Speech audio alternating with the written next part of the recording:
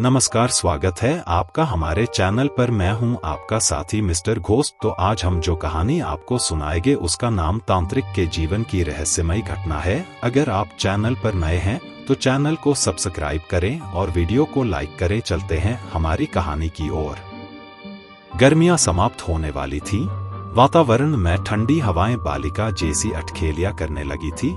हवा कभी कभी बदन में फुरफुरी छुड़वा देती थी। वैसे भी संध्या समय था। मैं और शर्मा जी तब हरिद्वार से वापसी कर रहे थे। यहाँ एक मूर्ति की स्थापना और प्राण प्रतिष्ठा के उपलक्ष्य में हम यहाँ आए थे। दिनों के पश्चात आज हमारी वापसी थी। हम यातायात की कतार में शामिल हुए और मंद गति से दिल्ली की तरफ चल पड़े। रास्ते में चाय पीने के लिए रुकते और फिर चल पड़ते। रात्रि 1 बजे से पहले हम दिल्ली में आ गए। दिल्ली पहुंचे तो फिर से वही दिनचर्या आरंभ हो गई। ऐसे ही एक दिन शर्मा जी के पास एक फोन आया। फोन उनके किसी खास परिचित का था। उन्होंने अपने किसी रिश्तेदार के विषय में बात की थी और ये पूछा था कि वो उसको दिल्ली कब भेजें। शर्मा जी ने मुझसे पूछा। मैंने उनको 2 दिन बाद का समय दे दिया। 2 दिनों के बाद वो व्यक्ति दिल्ली आ गया। हमारे स्थान पर नाम था किशन। किशन अपने साथ अपने बड़े भाई को भी लेकर आया था। चाय आदि के समय हमारी बातें आरंभ हुई। शर्मा जी बोले, बताइए किशन जी, क्या समस्या है आपकी? शर्मा जी, समस्या बड़ी ही विचित्र है। मैं बताता हूं आपको। मेरी पत्नी की समस्या है। ये नाम है श्रेया, उम्र है 30 साल, शादी को 6 साल हुए हैं, रहने वाली रोहतक की है और एक संतान है। एक पुत्री है। करीब 1.5 साल पहले श्रेया की तबीयत खराब हुई थी। इतनी अधिक खराब कि उसको अस्पताल में 2 महीनों से ज्यादा भर्ती करवाना पड़ा। लेकिन उसकी तबीयत बिगड़ती चली गई। डॉक्टर्स ने भी हाथ खड़े कर दिए और कहा कि बेहतर होगा कि अब इनकी देखभाल कर ली जाए। अब इससे अधिक कुछ नहीं किया जा सकता। इस वजह से हम उसको अपने घर ले आए। एक रात को उसकी तबीयत और अधिक खराब हो गई। हमने वही के एक डॉक्टर को बुलाया। डॉक्टर ने उसको मृत घोषित कर दिया। हमारी आशंका सत्य साबित हो गई। ये कोई रात 11 बजे का समय होगा। मैंने सभी जगह श्रेया के परिवार में और अपने दूर के रिश्तेदारों को फोन कर दिया। मैंने उसका मुंह ढक दिया और भारी मन से अपने बड़े भाई आदि के पास जाके बैठ गया। मेरी बेटी अभी सो रही थी। सुबह कोई 8 बजे तक श्रेया के रिश्तेदार आदि आ गए और मेरे भी घर में कोहराम मच गया। मोहल्ले के पड़ोसी भी आ गए। उन सभी ने सांत्वना दी। अब उसको दाह संस्कार के लिए ले जाना था। उसको नहलाने के लिए नीचे लिटाया गया और स्नान की तैयारी की गई। सभी औरतें रो रही थीं। मेरी भी आंखें नम थीं। जब उसको नहलाया जा रहा था तब एक अचंभित करने वाली बात हुई। श्रेया ने आंखें खोल दी। उसने अपने दोनों हाथों से अपना गला पकड़ रखा था और आंखें चौड़ी कर रखी थी। उसके हाथ हटवाए गए और उसको खड़ा किया गया। वो खड़ी हो गए। इसको सभी ने चमत्कार माना। कहानी बेहद विचित्र थी श्रेया की, लेकिन मुझे एक आशंका हुई।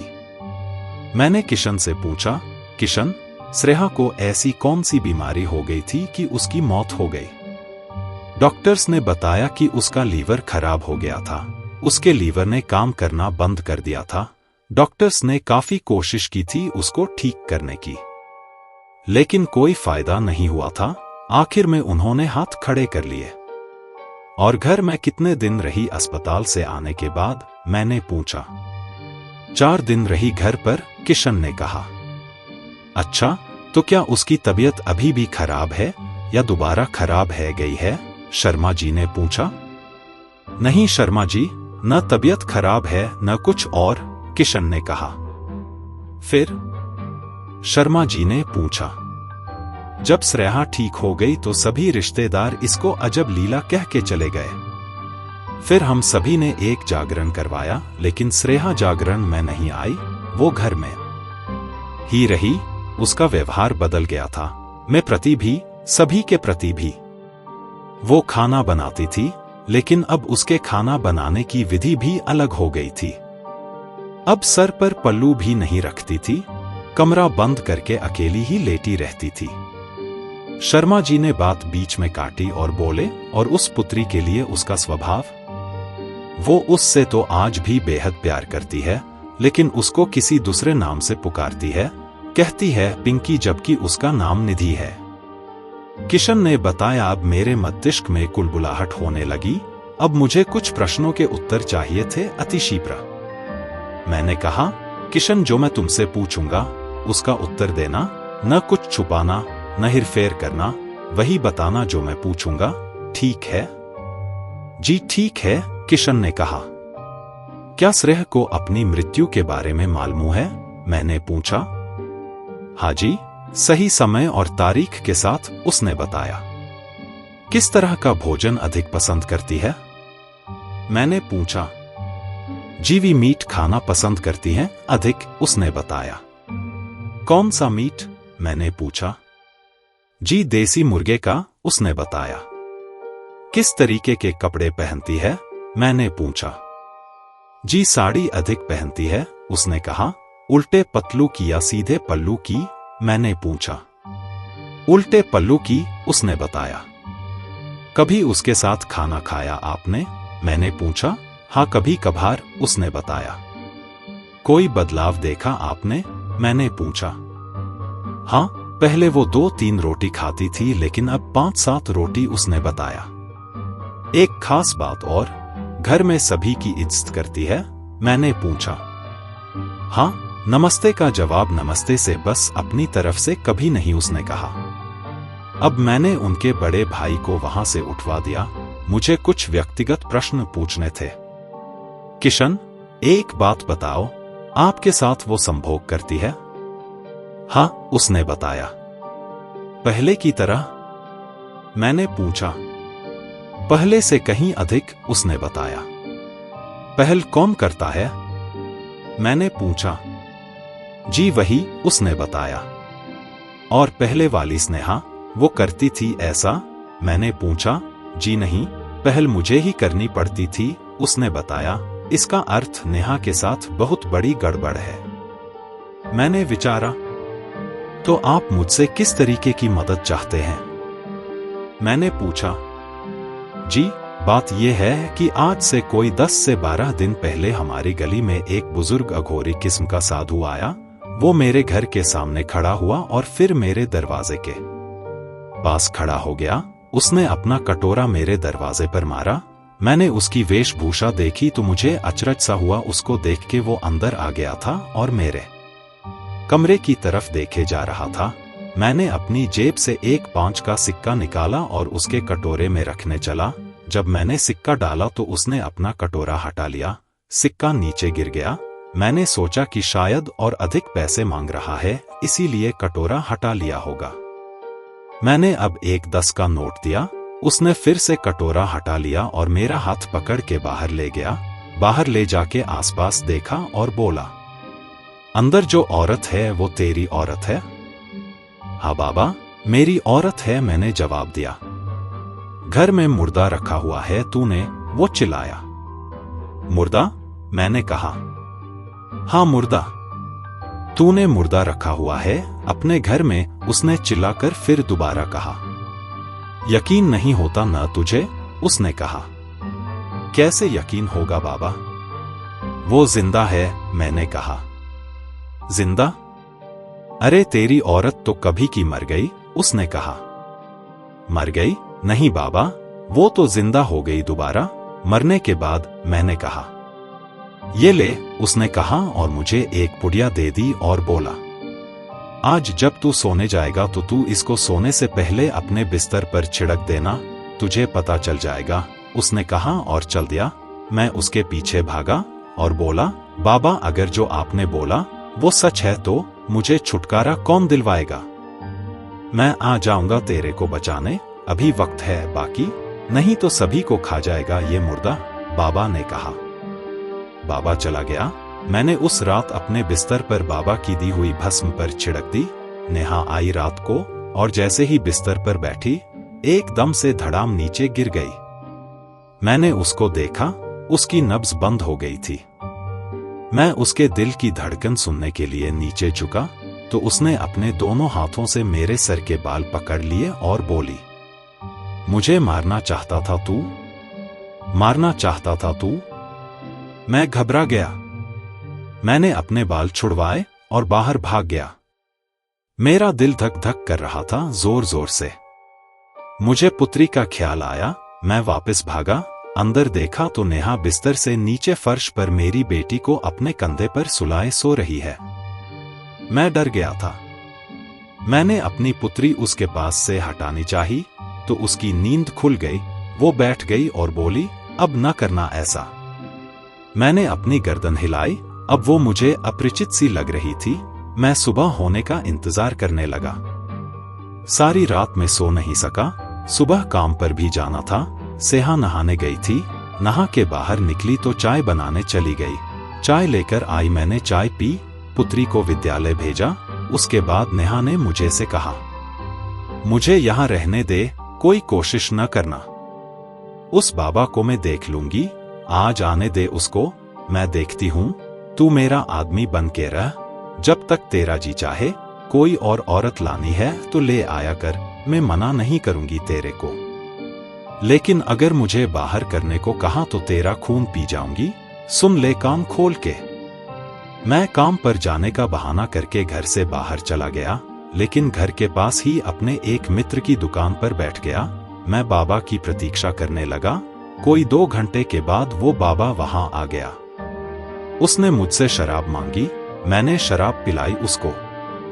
उसके बाद उसने मुझसे कहा, तेरे को पता चल गया उस मुर्दे के बारे में अब? हाँ बाबा, पता चल गया। मैंने बुझे मन से कहा, अब तू पीछा छुड़ाना चाहता है उस मुर्दे से, है ना? वो बोला, हाँ बाबा, मेरा पीछा छुड़वा दीजिए बाबा। मैंने कहा, अच्छा, क्या सेवा करेगा बाबा की? बाबा ने पूछा। आप बोलिए बाबा, क्या चाहिए आपको? मैंने कहा, रुपए लगेंगे 1 लाख। बाबा ने कहा, 1 लाख? मैं सकपकाते हुए बोला, हाँ, तेरे घर वालों को भी तो बचाना है ना? नहीं तो वो भी मारे जाएंगे। बाबा ने कहा, ठीक है बाबा, बताओ मुझे करना क्या है? मैंने कहा, तुझे कुछ नहीं करना, जो करना है ये बाबा ही करेगा। उसने कहा और अपना आखिरी गिलास खत्म कर लिया। जी बाबा, मैंने कहा, अब चल मेरे साथ अपने घर, देख कमाल बाबा का। ये कह के बाबा उठ गया और मेरे साथ मेरे घर चल पड़ा। हम घर पहुंचे। स्नेहा अंदर अपने कमरे में थी। वो बाबा को देखकर कमरे से बाहर आ गई। मैंने बाहर वाला घर का मुख्य दरवाजा बंद कर दिया। स्नेहा कमरे से बाहर आ गई। अपलक उसने बाबा को देखा और मुझे भी। फिर हंसते हुए मुझसे बोली, तेरे को मैंने मना किया था, लेकिन तू माना नहीं। अब इसको भी ले आया मरवाने के लिए। बाबा आगे बढ़ा और बोला, ओ कमीनी औरत, बहुत खेल दिखाया तूने, बहुत खिलाया इसको तूने, बस आज आखिरी दिन है तेरा। ये कह के बाबा ने अपने झोले में से कुछ भस्म निकाली और सिर पर फेंक दी। नेहा पर कोई असर नहीं हुआ। उसने वो भस्म अपने हाथों से झाड़ दी। मैं घबरा गया। बाबा भी ठिठक गया।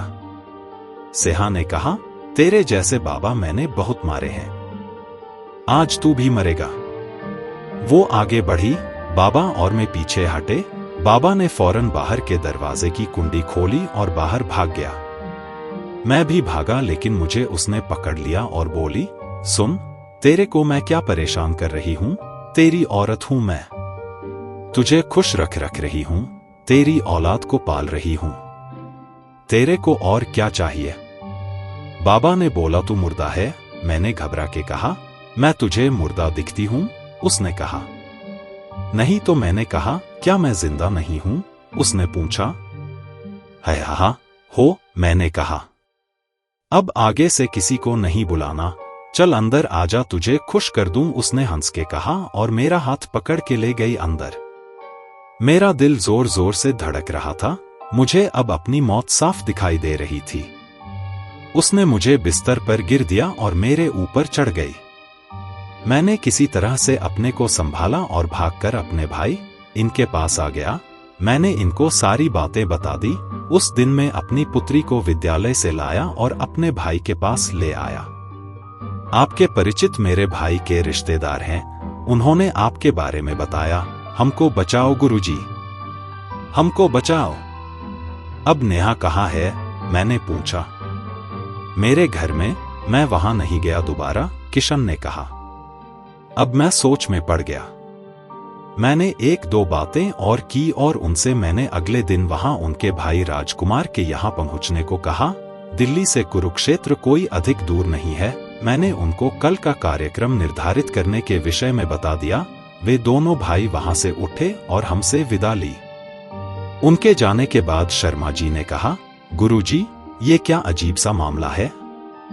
ही मामला तो अजीब है, लेकिन अनोखा नहीं है। ऐसा होता है, इसको स्थानांतरण कहते हैं। ये वही मामला है। मैंने कहा, स्थानांतरण? वो क्या है? वो बोले, मैं समझाता हूं आपको, सुनिए। जब श्रेया की मृत्यु हुई, उसकी आत्मा का उसकी रोगी देह से मोह समाप्त हो चुका था। वो स्वेच्छा से मृत्युवरण करना चाहती थी। मृत्यु पर्यंत 4 घटी तक आत्मा अपनी देह से प्रेम बंधन में रहती है। वो बार बार प्रयास करती ही कि वो उस देह में पुनः प्रवेश करे, किंतु ऐसा हो नहीं पाता। तब भी वो वहीं रहती है। वो प्रत्येक सदस्य के आसपास मंडराती रहती है। और फिर जब दाह संस्कार होता है, तो अब भी वो अपनी देह को नहीं छोड़ना चाहती, वहीं मौजूद रहती है। कपाल क्रिया के उपरांत देह में प्रवेश नहीं हो सकता। उसका मोह भंग हो जाता है और वो फिर मसान के दूतों के हाथ में आ जाती है। वहां उसको उसकी जगह अर्थात झोपड़ी दे दी जाती है। वहां और भी कई आत्माएं मौजूद रहती हैं। उनको मृत्यु का कारण ज्ञात रहता है। मसान के पास ये आत्माएं 14 दिनों तक वास करती हैं। मसान उस समय इनका मालिक होता है। अगर उसको कोई आत्मा पसंद आती है, तो वो उसको जब तक चाहे रोक के रख सकता है। नेहा के बारे में ऐसा ही हुआ।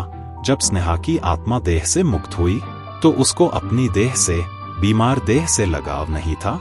वो वहां से चली और मसान के दूतों वारा पकड़ी गई। जिस दिन इसकी मृत्यु हुई वो रात्रि समय था। उस अष्टमी तिथि थी। द्वितीया, पंचमी, अष्टमी और 14 को मसान जागृत रहता है। उसके दूत आत्माएं इकट्ठी करते हैं। जब स्नेहा की आत्मा वहां पहुंची, तो कोई पुरानी आत्मा स्नेहा के शरीर में इसलिए प्रवेश कर गई क्योंकि उसको एक तो नेहा के बारे में पता चल गया, दूसरा दाह संस्कार नहीं हुआ था, तीसरा वो मसान की प्यारी होगी। नेहा ने उस अघोरी को भगा दिया। वजह ये कि वो मसान की ताकत से लबरेज है। समझे आपा? वो बाबा अधपका ज्ञान लेकर वहां गया था। केवल भस्म से ही लड़ना चाहता था। भस्म को खाक करना मसान के लिए कोई मुश्किल काम नहीं। ये मसान कामयामसान कहलाता है। आप समझे अब? हाँ गुरुजी, मैं समझ गया अब। शर्मा जी बोले, अभी भी कई बातें हैं जो छुपी हुई हैं। मैंने कहा, लेकिन अब भी एक संशय है। ऐसा तो किसी के साथ भी हो सकता है। खेहा के साथ एक विशेष क्यों? उन्होंने प्रश्न किया। अच्छा प्रश्न पूछा है आपने। दरअसल जब नेहा की मृत्यु हुई, तो पहला, किशन ने कोई दिया जला के उसके सिराहने नहीं रखा। दूसरा, उसका स्थान नहीं बदला। मृतदेह का सर बदल दिया जाता है इसीलिए। तीसरा, उसके सर के नीचे तकिया रहने दिया। वो देह अब खाली थी, इसीलिए उसमें काया प्रवेश हो गया। मैंने स्पष्ट किया। अच्छा गुरुजी, उन्होंने कहा, अभी कुछ और बातें उस मसान प्यारी से ही पूछ लेंगे हम। मैंने कहा, ठीक है। बेचारी स्नेहा को भी मुक्ति नहीं मिल पाई है अभी तक, ये स्पष्ट है। उन्होंने कहा, ही शर्मा जी, वो बेचारी भी भटक रही होगी या कहीं कैद होगी। मैंने कहा, उस दिन मैंने कुछ तैयारियां की और अगले दिन सुबह निकलने के लिए अलख उठाने चला गया। मैं अगले दिन शर्मा जी के साथ कुरुक्षेत्र पहुंच गया। पहले राजकुमार के घर गया। वो और किशन घर पर ही मिले। उन्होंने चाय नाश्ता कराया। फिर मैंने उनको किशन के घर चलने के लिए कहा। वो दोनों अपनी गाड़ी में हमको बिठाकर ले गए। हम किशन के घर पहुंचे। दरवाजा अंदर से बंद था, मतलब वो घर पर ही थी। उसने खटखटाया। अंदर से दरवाजा खुला। पहले किशन और राजकुमार अंदर गए, फिर मैं और शर्मा जी। अंदर मुर्दे जैसी भयानक गंध के भभाके उठ रहे थे। नेहा ने पीछे हटकर किशन से कहा, आज तो तुम्हारा ही जाएगा कमीन के बच्चे। उसने वहां पड़ा हुआ एक पाइप उठाकर किशन की तरफ फेंका। किशन वहां से हट गया। मैंने किशन और राजकुमार को वहां से निकाल दिया और दरवाजा बंद कर लिया। नेहा भागकर अंदर कमरे में चली गई। मैं भी वहां गया। वो जाके एक कोने में खड़ी हो गई। मैंने कृत्र मंत्र पढ़ा और उसकी तरफ देखा। वो एक 60 साल के आसपास की औरत होगी। बाल सफेद, बिखरे हुए, एकदम मैली कुचैली।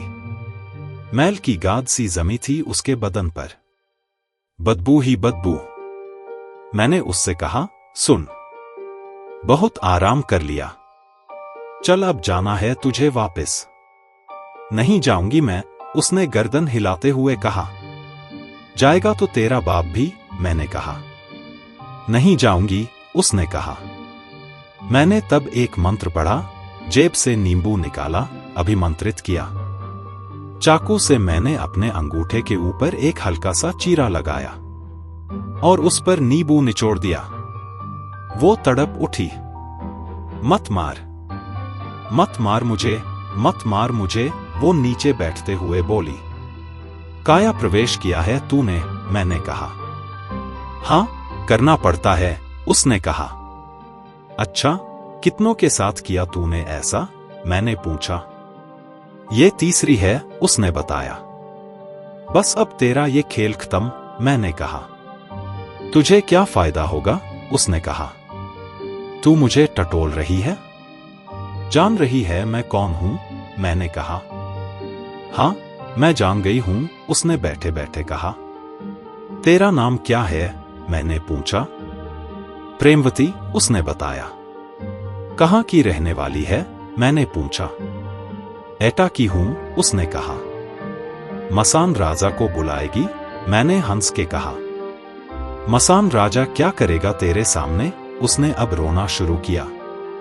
नाटक बंद कर, मैंने कहा। सुन, अगर तू मुझे जबरदस्ती करेगा तो वो कह के चुप हो गई। तो आगे बोल, आगे बोल, तेरी हिम्मत की दाद देता हूं। मुझे भगाएगा तो ये ले, उसने कहा और अपना हाथ चबाने लगी। काया प्रवेश में देह का रक्षण करना अत्यंत आवश्यक होता है। कभी कभार वो अपने सर फोड़ लेते हैं, हाथ या पांव का मांस खा जाते हैं और बाद में पुलिस का भय बना रहता है। मैं दौड़ के गया उसके पास, मैंने उसके हाथ को खींचा। वो हाथ मुंह से नहीं निकाल रही थी। मैंने उसका एक हाथ पकड़ा और दूसरा हाथ शर्मा जी ने पकड़ा। शर्मा जी ने किशन को आवाज लगाई, वे आ गए। शर्मा जी ने वो चाकू लेकर उसके दांतों के बीच में लगा के उसका हाथ निकाल दिया। हाथ पर अधिक निशान नहीं पड़े थे। शर्मा जी ने उनको नेहा को बांध देने को कहा। किशन ने फौरन एक चुन्नी से उसके हाथ और मुंह को कपड़े से बांध दिया। अब उसके पांव राजकुमार ने बांध। मैंने किशन और राजकुमार से कह के उसको बिस्तर पर लिटवा दिया। वो मुंह से गुर गुर करती रही। मैंने शर्मा जी से कहा, शर्मा जी, इसके मुंह का बंधन खोल दो, लेकिन ध्यान से कहीं ये काट ना ले। काटेगी कैसे, इसकी मां की, ये कहते हुए वो उठे और चाकू से उसका मुंह बंधन से आजाद करा दिया। अब मैंने किशन से कहा, किशन अब देखो अपनी पत्नी को। किशन घबरा गया, वो मेरे पास आके खड़ा हो गया। मैंने अब नेहा से कहा, सुन, अब अपने बारे में जो मैं पूछेंगा वो बता देना। नहीं बोलेगी तो समझ ले भस्म कर दूंगा तुझे और तेरे उस खसम कामयाम सान को। वो कुत्ते की तरह गुराई और मुझे काटने के लिए भागी। मैंने एक लात उसकी छाती में मारकर उसको पीछे कर दिया। नाम बता इस बेचारे किशन को अपना। नेहा, मैं तो जी आपकी सेहा हूं, उसने स्नेहा की आवाज में कहा। किशन के होश उड़ गए और मेरे भी। जानते हो क्यों मित्रगण? क्योंकि नेहा की रूह को भी इस प्रेमवती ने कैद कर लिया था। लेकिन केवल मैं और शर्मा जी ही ये बात समझ पाए थे। तू ऐसे बाज नहीं आएगी, नहीं आएगी ना? मैं खड़ा हुआ और एक झन्नाटेदार झापड़ लगा दिया उसके गाल पे। हाँ हाँ बताती हूँ, मारो मत मुझे, उसने कहा। बता फिर अपनी असलियत, मैंने कहा। मेरा नाम है प्रेमवती, मैं एटा की रहने वाली हूँ, 6 सालों से बाहर हूँ।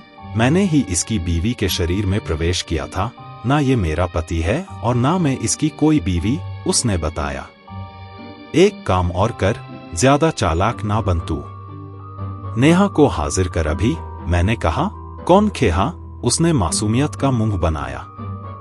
अभी बताता हूं कौन नेहा। मैंने चाकू को उठाया और अभिमंत्रण किया। शर्मा जी जरा इसकी जुबान खींचो बाहर, या साली की आंख फोड़ दूं? फिर तो ये किसी काम की नहीं रह जाएगी, मैंने उसको डराने के लिए कहा। ना, रुक तो सही, बहुत जिद्दी है तू वैसे, उसने कहा। फिर थोड़ी देर में नेहा की आमद हो गई उस पर। उसने अपने जेठ को नमस्ते कहा। किशन, कैसे हो तुम? हमारी बेटी कहाँ है, उसने पूछा। मैं ठीक हूं, वो ये कहते कहते रो पड़ा। मैंने उसको हिम्मत बंधवाई। मैंने कहा, किशन, सारे नाते बंधन टूट गए हैं। वो बेचारा चुप हो गया और बोला, बेटी ठीक है नेहा, मुझे चिंता लगी रहती है इसकी, उसने कहा और एक झटका खाया। अब दोबारा से प्रेमवती की आमद हो गई। अब भी सोच ले, मैं भी रहूंगी और ये भी। बोल क्या कहता है बे रंडुए, उसने किशन को डांटते हुए कहा। सुन छिनाल औरत, तेरा तो मैं अंत करूंगा अब, बस बहुत हुआ, मैंने कहा। अभिमंत्रण किया। किशन और राजकुमार को बाहर भेजा और अपना एक महाप्रेत प्रकट किया। उसको इस औरत की रूह को पकड़ने को कहा। महाप्रेत ने प्रवेश किया और उस प्रेमवती को बाहर खींच लाया। मेरे महाप्रेत ने उसको उल्टा करके, मतलब उसकी दोनों टोंगे ऊपर और सर नीचे करके पकड़ रखा था। मैंने अपने महाप्रेत को उसको कैद करके ले जाने को कहा। उसने ऐसा ही किया। अब नेहा मृत थी। मैंने अब उसमें दोबारा नेहा की आत्मा को संचारित किया। एल्किन मंत्र से उसको 3 दिनों के लिए उस शरीर में कैद कर दिया।